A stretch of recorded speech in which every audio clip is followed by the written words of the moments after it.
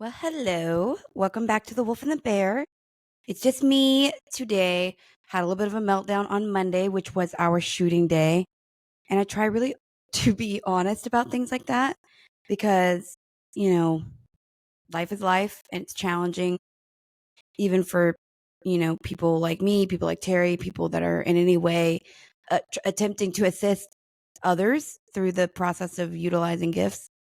Doesn't, none of the, none of that gets to be used for us.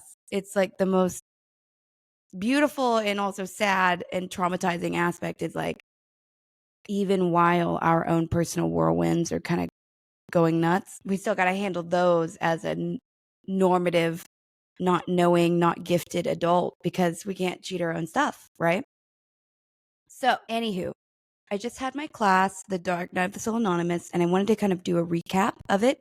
Eventually, what I'm going to probably do is record them because again, I don't write the curriculum. It's all guided. I'm not that smart. I literally let the guides take over. They're both aggressive, but they're also very loving, and I kind of just let them do their thing. So, it's never me. I acknowledge that on the nose. But the big topic that got really hyper focused on this past Wednesday was a couple of things. The main topic that I felt needed to be addressed the most is this idea around identity. And it's an idea around identity that we shackle ourselves to these I am statements, right? The I am statements that we both practice in the mirror so that we try to bring about change within ourselves.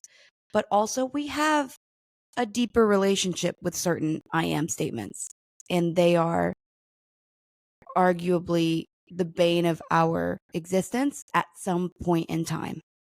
And more often than not, what I found in the work that we do, the I am statements aren't even set into place by the person hosting them, right? So when we think parasites, right, like that's the new thing. We think parasites, we think parasitic cleanses, we think how can we make sure that our body is not being somehow accidentally overrun a host to something negative. So then you would do whatever it is, ivermectin, like whatever the parasite cleanse is. But the biggest thing I wish to impart to most people is that thought forms are the highest form of parasites. And they have an identity of their own, and they have a life of their own. They have a timeline of their own, their existence, right? The ability to procreate. So, and I want to break this down to where that kind of makes more sense because this is a I am statement that I struggle with. But I'm going to phrase it more as like what is sort of what actually exists, which is I believe, I hold a belief. There's a belief system running amok in my brain that says you are fundamentally unlovable, right? So you're like, whoa, that's very different. Like, that's not an I am statement that we talk about, but it's something that is running in the background that has the ability to put its little hands on the steering wheel when you're not looking. So the version of us that's looking at the steering wheel that is driving, we think I'm healing, I'm a great person, I don't harm anybody else. I'm just trying to evolve. I'm in the dark night, but I'm going to get out of it. Like whatever the case is, whatever the story is that we tell ourselves on the front side of it, right? Well, it's like there's another aspect running in the background, right? The undercurrent, the subconscious, the liminal system, the reptilian brain, like whatever you want to label it. But there's this undercurrent that starts to act on its own behalf. And for me, one of my big ones, of course, I have many, as do I think a lot of us probably, but a big one is maybe fundamentally I'm unlovable. Well, let's extrapolate out how that can act without my consent, right? So when I'm younger, I think I'm unlovable. I'm going to just attack every friend I come across, potential, right? So think the ages. I think I remember middle school, right? But a lot of kids, that's the age where they're just kind of like trying to figure out what is my identity as a person? What am I willing to tolerate? What am I not willing to tolerate? Well, in that system, if I have at the time, which I did, this idea that I was unlovable and unacceptable and probably weird, then my choice was I'm going to make whatever is wrong with you bigger than what's wrong with me. Because if everybody in the class is looking at that, they won't look at what's wrong with me. So there's that bullying element that comes out from that thought form. I don't think I'm lovable. Well, then suddenly before you know it, you're hurting somebody else. The other way it translates is a little bit more insidious and a little bit more self-harming, but it's, well, nobody could love me, so then I'm going to just isolate so that nobody could ever try, because I'd rather no one ever try than them try and not be able to, right? So then you swear yourself to this reality of not only potentially just celibacy, but also loneliness. Like, I'd rather not interface with the world because the fear of rejection, the fear of confirming what I think, which is that I'm unlovable, it prevents me from ever being able to be, right? It's very Greek tragedy. But it's also so real. It's what we all do. We all have these undercurrent I am statements. I am unlovable. I am always a mess up. I am forever without direction. I am forever lost. I believe that I am flawed somehow and that maybe I need to scurry off into a corner to where all the other flawed people are. And then maybe then I'll find peace. And I speak that from like firsthand experience. There's always been a little bit of me that says, if I can just go find where, all the weirdos are, all the strange people are, then I won't have to interface with the world. Because the rejection of that or the feedback that I am so weird, over time, it kind of becomes painful. Right. But anywho, the reason I bring up these I am statements is because I'm trying to bring out a strong awareness, a strong gnosis that these I am statements are as flippant as the wind. Like, if you sit in the mirror and we think about this, like I'm very critical of, I'm starting a new group to kind of combat the like TikTok manifester, the TikTok witchcraft, the TikTok, like, because there's a lot of bad information. And I really feel that, that's my calling to try and help that. But in that creation process that I see so much are all these I am statements, right? But I could sit here and say, I am a nice person. And in that moment, that is true. And then suddenly I have no sleep. My blood sugar's terrible. And someone makes me angry that is just at the store. And then I'm doing something really unkind in the hopes of making myself feel better. Like, it's not a villainous thing to do necessarily from the perspective of it's a human thing to do, but it's ill-gotten gains. You're feeling better because you just made someone feel worse, right? So that's not what we do. But it's still an itch. It's an urge. It's probably a taught thing. We all have that. So that's where I get into, like, that's not a villainous thing. That's just humanity when it's injured. So don't judge yourself, but watch yourself. Notice, are you taking a chunk out of so-and-so simply because you're not feeling that great today? It's a human thing to do, but it doesn't make it the right thing to do, right? But anywho, so we focus back in on, okay, well, I think I'm kind, but in that moment that I'm not, do we ever look at the mirror and say, I am mean? No, because we're kind of trying to associate an identity through statements that can change on a whim, can change in a second, can change in a moment, can change in a flight of fancy, right? You being kind versus being mean, if it predicates itself on your blood sugar and how much sleep you've gotten, is that really fair to judge yourself on that? If you're mean at the store, do you get to go drag yourself through the mud because you thought that you were kind, but then you did something mean and now you need to punish yourself indefinitely? That's not fair either. So that must then mean that our identity is bigger and more broad than I am statements. Certainly about degrees of like, I am kind, I am generous. It's like those vacillate. We know that. If I have a bad month in my world, I am not being like generous. That's not something I will hold to at a core value if I'm broke. Hate to say it, sorry, but like that's a reality, right? So then what does it mean to combat / be a host for these thought forms? I am kind. I am mean. I am lucky. I am unlucky. I am grateful. I am pissed, right? Well, then it comes down to identifying what are the drivers that act without your permission the most. That's all you really need to find. All the other I am statements, like I'm sure you can manage them. My goal, our goal, spirit goal, is to make sure that we have more possession of our actions, right? Because that's what we regret. Every regret with a capital R is always been driven by some of these I am statements that we don't even really own on the day to day. I feel like I might be unlovable. I feel like I always mess up. Every time I try to do something right, I do it wrong somehow. It's a fear system. It's a tragedy because it can't be real permanently. Just like you being kind can't be real permanently.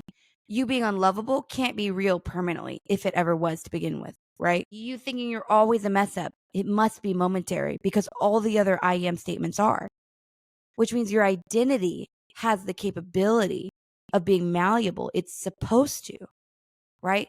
None of us are supposed to swear on the dotted line that we are this one thing forever, but we treat ourselves like that. We hold ourselves to that. And all I'm here to say is we're in a 9 year, we're in a snake year. It is the year that we let go. It's the year that we shed skin, right? Like, let's just act like we don't even have to do the work of identifying whether or not the skin that we're shedding is appropriate or not. Take a breath.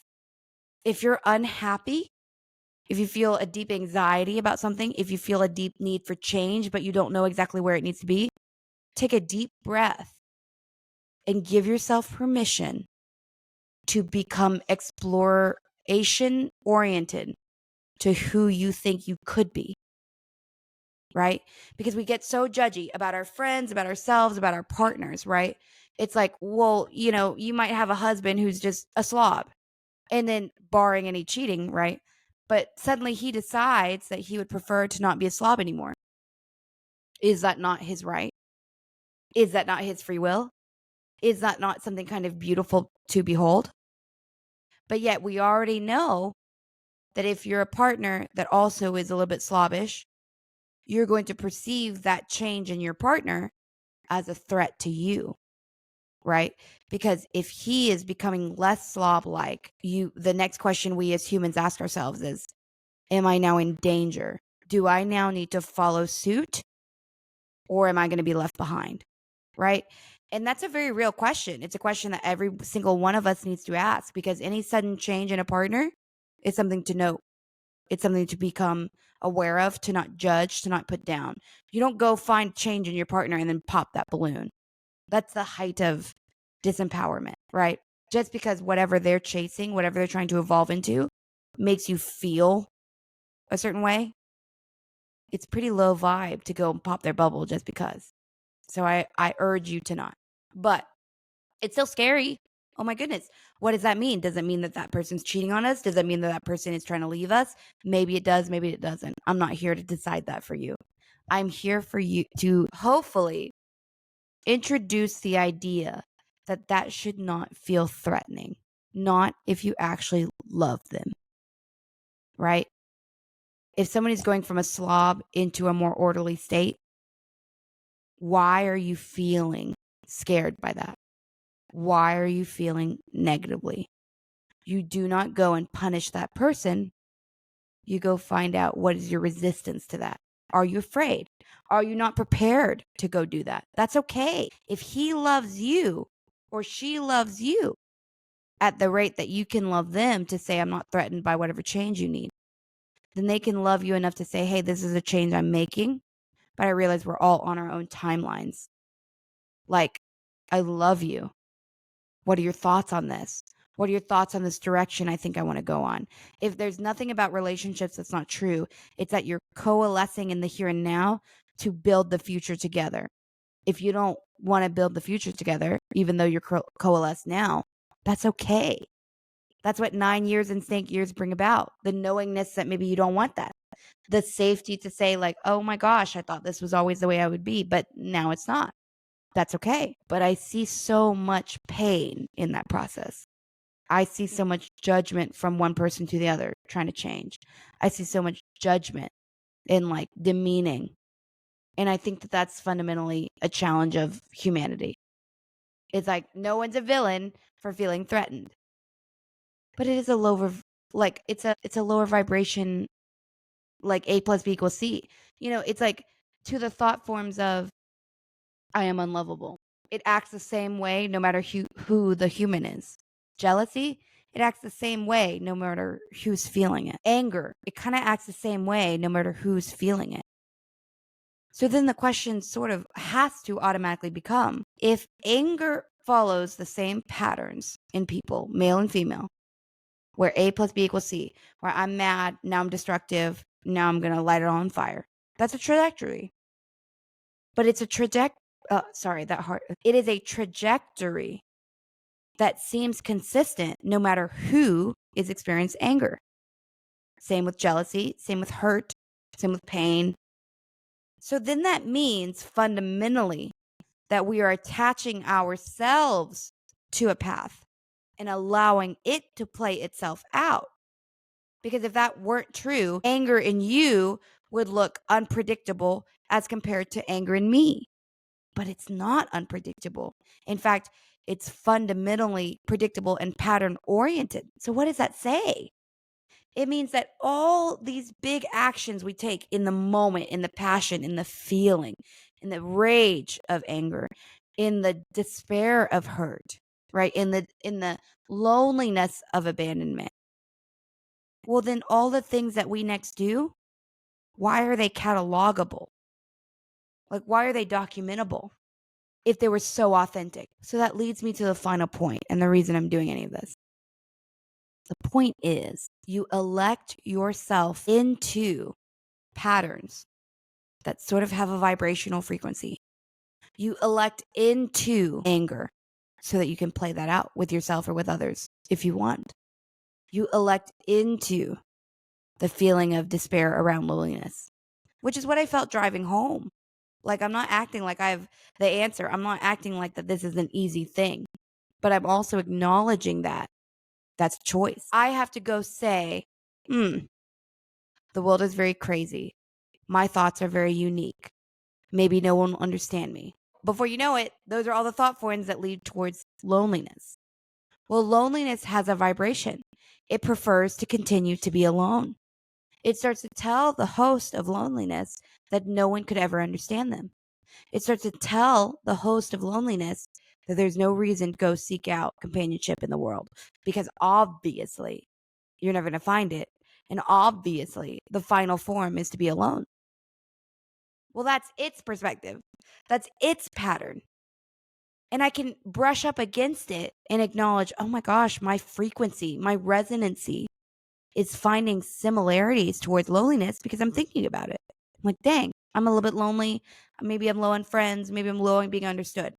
But I recognize that my frequency is recognizing loneliness as an option. But the way to remain empowered, the way to remain at the helm, the way to remain steering the car is to see yourself and see yourself start to notice patterns. I'm feeling lonely. I feel like I don't know myself. I feel like I'm lost, right? The thought form of feeling lost has zero intention of being found. It's not a directive. It's not going to go help you find that. It is going to continue to perpetuate itself in your mind, in your energy, to say, we're lonely. So-and-so doesn't understand you. Your partner doesn't understand you. Your mom doesn't understand you. Your boss doesn't understand you. The vibe, that's the messaging that comes from attaching to the idea of, I'm super lonely and no one will understand me. Maybe those things are true in your reality. Maybe your boss won't understand you. Maybe your mom won't understand you. But then instead of saying the idea of the I am statement of, I am lonely, I'll never be understood, then you should adopt a much more specific I am statement. I am a person without great support from my mother. I am a person without great support of friends right now. But I do not co-sign this perpetual thing of I am lonely. Because if you own that, you're going to start seeing it. These thought forms that we adopt, that we decide we want to bring into our energy. I'm lonely. No one understands me. Everybody is out for me. Like whatever the thing might be. Just recognize that those thought forms are the spiritual equivalent of parasites. And they have one goal: to remain present. They want you to feel lonely. They want you to feel angry. They want you to feel sad. They want you to feel misunderstood. The only way that they can stay present is if you continue to feel those things. But the benefit is the thought forms of I am actually doing okay. I am going to be okay. Despite all this family stuff, I'm going to be bigger than what my family was, right? All these I am statements, they also have the same tenacity. It's just that the majority of the I am statements or these thought forms that are insidious and parasitic, they were put in place by parents. They were put in place by guardians. Like very rarely, the negative ones, they're usually not put there by people who are healed, but we still carry them. And that's the big mistake. Instead, we can go try to duke those out, but that's a very arduous perspective. It's a lot of cognitive behavioral therapy. It's a lot of talk therapy. Like, I'm not going to lie about that. To undo certain thought forms is a big deal. But what I've come to find metaphysically is that we all kind of have a certain amount of bandwidth for like thought forms. And eventually, as you populate your mind frame with new ones, it just kind of becomes a screaming match, which is good for us because it means like we may not be in charge for how loud all the voices are. If we were, this wouldn't be an issue. But we can accidentally / on purpose drown out the negative one, the one that's been here the longest, the one that our mother gave us, the one that our father gave us, the one that our grandparents gave us in that moment of like random, we adopt all these thought forms. But when you start to enact kind of what I would describe as ownership of the thought forms, you don't have to go dig through your past and figure out how am I going to exercise this one thought form.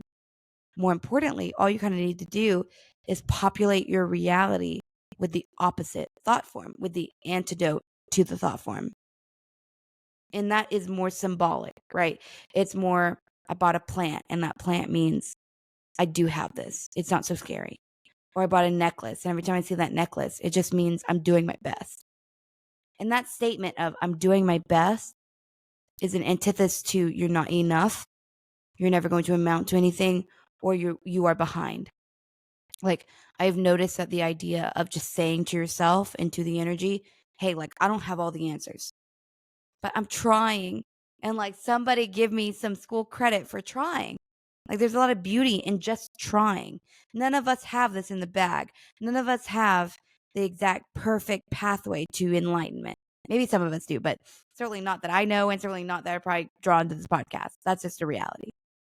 So then the next question kind of becomes, between the arrangement of the old us that's talking about all the things that we aren't, all the loneliness we're going to have, all the kind of the doomsday vibe, right? Then we have the middle ground, which is very confused and we're just trying our best. And we oftentimes feel like imposter syndrome because here I'm saying like, oh my gosh, I'm going to save money. And then when I fall into like my negative, then suddenly I'm spending it to feel better. Well, then I could look at that version of me saying I'm trying to save money as like a loser because you failed. You were like, I'm going to save money. Then you got stressed out. Then you spent the money. And now there's a version of life where you could look at me and say, you loser, like you couldn't even do that one thing. And you set your goal up against this one thing and you couldn't even do it. That's my perspective. I could look at myself that way, but I don't. Someone else could look at me that way, but I don't care because I know I am trying my best. Today wasn't it. I used financial resources to self-soothe. I used edible resources, consumable resources to consume. I went and was rude to my spouse to consume because I felt bad. We all do stuff that is not, quote unquote, like honorable, but we're humans. None of us came here perfect. So the best that we can do always is to do our best to understand ourselves. What are the I am statements that are driving us? And how are we playing them out? At what octave? There's a version where the I'm not enough octave is playing out by being mean to each other. There's another octave where the I'm not enough is playing out where I serve everyone else but me, right? And then there's the other octave of I'm not enough where I just recluse from everybody in the world. All of them are viable outcomes for that one thought form. I'm not enough. Imagine all the thought forms that are out there. I'm not pretty enough. I'm not sexy. I'm not going to hold my spouse's attention. I can't go make money by myself. I'll never get fit. I'll never be able to afford my life. I've accrued this debt and I'll never be able to get out of it. Like, all of these things are thought forms. But just please, I beg of you, please remember the reality which states all of those I am statements. They're all malleable. You could very easily go from, I will never pay any of this back, to, I am going to bankrupt and I am rebuilding. Who's going to sit here and judge you? You, your friends that you allow to know? Like, I'm not. I don't know you. The entire rest of the world outside of your sphere of influence will never know. So what are you worried about? Whatever change you need to make, whatever thing that you think might be wrong in your I am statements or in your identity statements, no one will know that they were something else. No one will really know that they changed, and nobody will really care that they did. So all of these things around identity that we get afraid to divorce ourselves from, or afraid to change our mind on, it's like the cost of remaining in the negative ones is so vast, and yet so little of the world will notice when you change them. But yet so many of us don't change them because so and so knows me as this way. My wife knows me as the victim. My mom knows me as the fixer. Like, all these things that could be true. It's like, you've probably got max, if this, 10 people who hold that same perspective of you, comparative to the entire world, and also comparative to your future. Why would you let that be the thing that hammers the nail into the coffin that surrounds this thing that you think you are? Do not be afraid to become malleable. Do not be afraid to set down I am statements. They're very often not in our benefit anyways, until we've kind of healed a lot. Suddenly, after a certain amount of evolution, I am statements are your armor, your sword against the world. I am going to be okay. I can do this thing. I'm going to go. I am arrogant enough to demand this of the universe, and I expect it back. Like, tell me that isn't a meat cleaver to the world. But you can only really harness that once you let go of all the things that make you think you don't deserve to, or that you shouldn't, or that if you harness that, you will be unsuccessful. That's like what I see in the work that I do. So I was trying to kind of keep this at 30 minutes, and I've been relatively successful. My point just is, with the topic of identity and with the topic specifically around self-possession, recognize that we are constantly changing and we deserve to be. We have the God-given right of saying, I'm not on the right path and I want to change it. And so does everybody else. So if somebody evolves outside of your life, let them. If you decide to evolve out of other people's life, let yourself. There is no version of this where you get to make somebody else be what you thought that they were. There's no version of this where somebody else gets to keep you in the form of what they thought you were. Change is the only thing that is consistent as a human, right? Thank God. But also, it's really scary. So my goal for anybody listening, if you were my student, you would have homework. And in that homework, you would draw an internal circle, which is what we did in class. And in that internal circle would be the I am statements that you would never want anyone to know. I am unworthy. I am unloved.